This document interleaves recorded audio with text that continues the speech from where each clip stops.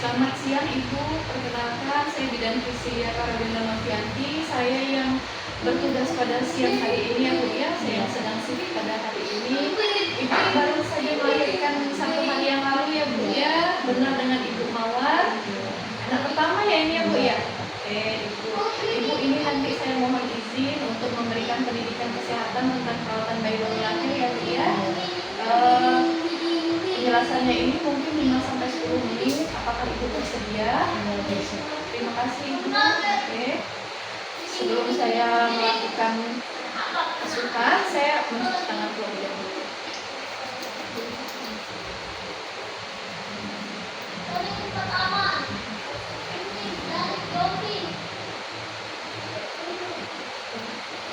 Jadi Ibu, yang pertama saya jelaskan ini, kenapa saya lakukan pendidikan kesehatan ini, karena nanti tujuannya untuk membantu Ibu ya merawat bayi di rumah. Jadi nanti kalau ada beberapa tanda bahaya, saya jelaskan juga.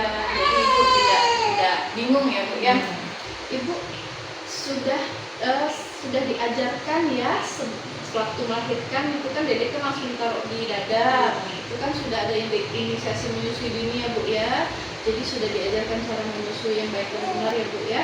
Sekarang saya menjelaskan pemberian ASI-nya seperti apa. Jadi makanan terbaik untuk bayi adalah ASI dari baru lahir, jebret lahir sampai 6 bulan. Artinya tidak boleh ditambah air putih, tidak boleh ditambah apapun, hanya ASI saja sampai 6 bulan. Jadi ASI itu adalah makanan dan minuman bayi. Oke, itu sudah ya Bu ya. Kemudian 6 bulan pemberian itu adalah pemberian ASI eksklusif namanya Bu. Dan ASI harus diberikan sesuai dengan keinginan bayi. Jadi jangan kita tunda-tunda kalau misalnya bayinya sudah mau menyusui ya Bu ya, minimal dan paling sedikit bayi harus minum 8 kali dalam 1 hari ya Bu ya. Jadi kalau misalnya dia tidak minum, menurut Ibu belum sampai 8 kali nih, Ibu boleh bangun nih, susuin seperti itu ya Bu. Nah kemudian kenapa sih harus memberikan ASI itu semaunya bayi gitu kan? Karena ini adalah salah satu cara untuk memproduksi ASI menjadi lebih banyak lagi gitu. Jadi produksi ASINya menjadi melimpah sesuai dengan kebutuhan bayi gitu ya. Dan waktu pertama kali keluar ASI itu kan ada yang bening-bening itu ya Bu ya, yang dia agak kekuningan, tidak seperti saat ini kan Bu ya. Itu namanya kolostrum. Waktu itu diberikan ya Bu ya, disusuin sama Dede ya. Oke, sudah bagus. Jadi kolostrum itu sangat penting, bukan susu basi ya Bu ya. Memang harus diberikan kepada bayinya karena banyak zat antibodi di situ. Jadi untuk kekebalan tubuh tubuhnya. Berikutnya untuk kebersihan dan kehangatan bayi. Ingat Bu, bayi harus selalu hangat, prinsipnya seperti itu ya. Jadi Ibu boleh melakukan kontak kulit dan kulit dengan bayi. Dan pastikan bayi itu pada saat diletakkan di tempat yang kering dan hangat. Jadi intinya harus hangat bayinya. Jadi kering, kalau basah kan takutnya dia menggigil atau seperti apa gitu ya Bu ya. Terus Ibu memakaikan pakaian yang lembut. Boleh pakai untuk kepala, boleh pakai sarung tangan dan sarung kaki seperti itu ya Bu ya. Terus popoknya ya, popok itu dan selimut itu diganti sesuai dengan keperluan. Kalau misalnya dia dalam satu waktu ini 1 hari jadi bisa 10 kali ya, gantinya kan harus 10 kali ya Bu ya. Jadi jangan sampai basah, jangan sampai dedeknya merasa tidak nyaman. Kemudian untuk telapak tangan dan telapak kakinya jika terasa dingin ya harus segera diselimuti, atau misalnya di bawah lakukan kontak kulit dengan kulit tadi ya Bu ya, dipeluk seperti metode kangguru seperti itu ya Bu. Dan Ibu harus tetap menjaga ruangan kamar Ibu atau ruangan di mana dedek berada hangat. Jadi kalau misalnya Ibu menggunakan AC di rumah atau kipas angin, jadi harus sesuai dengan, tidak boleh terlalu dingin ya.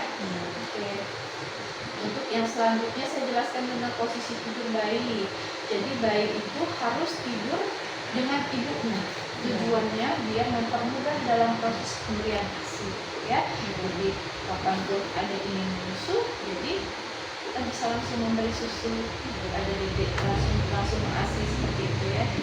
Terus ibu di rumah pakai lampu kan tidurnya ya Bu ya. Oke, pertahankan itu harus menggunakan lampu ya Bu ya, karena memang kita takutnya ada nyamuk malaria seperti itu ya. Jadi jangan sampai kita memberi celah untuk terjadinya kejadian tersebut. Jadi ibu posisi tidur yang dianjurkan untuk bayi itu terlentang atau miring. Jadi jangan pernah posisinya tengkurap, apalagi tengkurapnya itu tidak diawasi oleh orang tua atau pengasuhnya seperti itu ya. Nah, sekarang saya jelaskan tentang cara merawat tali pusat. Sebelum ibu merawat tali pusat, ibu cuci tangan dulu. Cuci tangan bersih, sudah cuci tangan, keringkan. Jadi tangannya harus dalam keadaan bersih dan kering. Setelah itu untung tali pusat itu jangan dibungkus dan jangan diolesi apapun. Jadi dia prinsipnya adalah bersih dan kering ya Bu. Nah, jadi pakai popok nih, kan pakai celana. Jadi posisi celana itu harus di bawah tali pusatnya ya. Jangan menutupi tali pusatnya, harus di bawah tali pusatnya. Terus tali pusatnya harus dijaga kebersihannya Bu. Jadi tetap prinsipnya sama, kering dan bersih. Dan nanti tali pusatnya itu kalau dilakukan perawatan seperti itu dia akan lepas dengan sendirinya. Nah, jika tali pusatnya kotor, ibu bersihkan dengan air bersih ya Bu, dan sabun ya. Air boleh menggunakan antiseptik juga tidak masalah. Nah, setelah dibersihkan, ibu keringkan ya. Jadi jangan sampai basah lagi. Sudah bersihkan menggunakan air, dikeringkan. Jangan sampai dia cuma dicuci aja, nggak dikeringkan, gitu nggak boleh ya Bu ya. Perhatikan ada tanda infeksi nggak di tali pusatnya. Jadi kalau misalnya infeksi itu dia tampak kemerahan, ada bau, terus dia bernanah. Nah itu kalau misalnya ada tanda yang tadi kemerahan, bau, bernanah, ibu langsung segera cari bidan atau ibu ke puskesmas untuk mendapatkan pertolongan ya. Nah, ibu di rumah ada termometer kan Bu? Nah, nanti seperti biasa ya Bu, sudah mengerti kan ibu cara menggunakan termometer. Hidupkan dulu, kemudian nanti ditaruh ke dalam titik-titiknya, terus sampai berbunyi. Setelah berbunyi nanti baru dinilai berapa suhunya. Berikutnya saya mau menjelaskan tentang tanda bahaya Bu. Tanda bahaya yang harus diketahui ibu, yang pertama, tiba-tiba dedenya nggak mau minum nih, padahal sebelumnya bagus. Nah itu termasuk tanda bahaya ya Bu ya. Terus dedenya sudah tidak mau minum, yang dimakan dimuntahin, tanda bahaya. Terus ada terjadi kejang. Nah terus bayinya hanya bergerak kalau misalnya dirangsang, jadi ada rangsangan dari kita seperti kemudian itu kakinya atau seperti apa kayak gitu ya Bu ya, baru dedenya bergerak. Kemudian nafasnya cepat seperti orang lain, itu tidak boleh ya, atau terlalu lambat. Jadi kemudian ada keluar nanah dari mata, nanah ya dari matanya, itu juga tidak boleh. Dan pusarnya kemerahan di pusarnya ini sampai ke dinding perut, itu tidak boleh ya Bu ya. Kemudian diare dan tampak kuning di telapak tangan dan kaki, itu juga merupakan tanda bahaya. Jadi apabila ada salah satu yang saya sebutkan ini tadi, ibu mengalami pada bayinya, ibu harus segera ke fasilitas kesehatan seperti puskesmas, klinik bidan, tempat praktek bidan, atau klinik yang menyediakan dokter anak seperti itu ya Bu ya. Oke, baik Ibu, ini sudah saya jelaskan semuanya.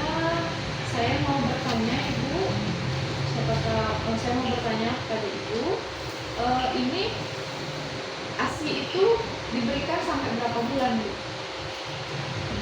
6 bulan ya, tidak boleh dicampur. Jadi kalau misalnya bayi minum berapa kali minimalnya? Oke, sudah baik gitu ya. Jadi kalau misalnya bayi demam harus kemana Bu? Iya, oke. Terus merawat tali pusatnya harus? Oke, terus kering Oke, sudah baik ya, cukup baik ya. Sambil nanti kita evaluasi ke depannya seperti apa ya Bu ya. Oke, saya rasa cukup ya Bu ya. Terima kasih banyak untuk perhatiannya sudah mendengarkan pendidikan kesehatan untuk perawatan bayi sehari-hari ya Bu ya. Kurang lebihnya saya